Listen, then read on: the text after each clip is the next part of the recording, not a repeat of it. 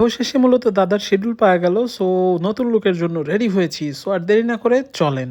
নতুন লুক এটা হচ্ছে আমার ঈদের লুক। সো এটাই আরকি অলরেডি অনেক কাহিনীর পরে তারপরে শিডিউল ম্যানেজ হলো। দাদা ফোন দিয়ে বলল, "চলে আসো।" তাই মূলত চলে গেলাম।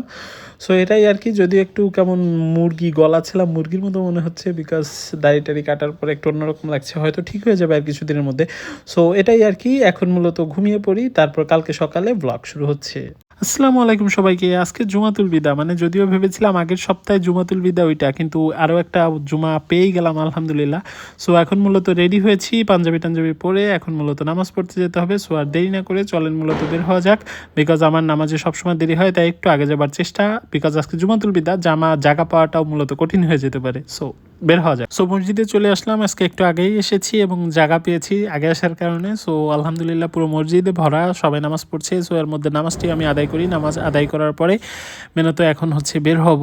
আলহামদুলিল্লাহ জুমাতুল বিদা ভেবে আগেরবারও নামাজ পড়েছি, এটাও ভালোভাবে নামাজ পড়ার চেষ্টা করেছি। সো এটাই আর কি, মসজিদের এখানে মূলত টাকা কালেক্ট করা হচ্ছিল। অনেকেই দেখলাম যে অনেক বেশি বেশি দান করছে। সো এটাই আর কি, রমজানের মতো প্রতি মাসেও যদি আমরা এভাবে দান করি তাহলে হয়তো আমাদের দেশে অসহায় মানুষের সংখ্যা আস্তে আস্তে কমে যাবে।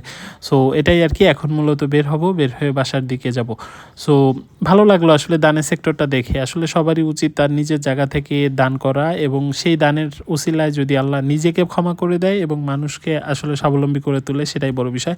সো এটা আর কি, বাসায় চলে আসি। আর বাসায় এসে মূলত বৃষ্টি আর বৃষ্টি, বিকালে বের হওয়ার কথা ছিল বিকজ কিছু ঈদ গিফট দেবার কথা ছিল, কিন্তু সেগুলো কিছুই করতে পারলাম না। আবার সাদাকাতুল ফিতরার জন্য মূলত বের হবার কথা ছিল, সেটাও হচ্ছে না বিকজ অলরেডি বৃষ্টি। সো সব মিলিয়ে পুরা বিকালটাই মাটি হয়ে গেল এমন একটা অবস্থা। আসরের নামাজের সময় হয়ে যায়, তাই আসরের নামাজটা মূলত আদায় করি। আর আসরের নামাজটা আদায় করেই দেখলাম যে বৃষ্টি কিছুটা হলেও কমেছে।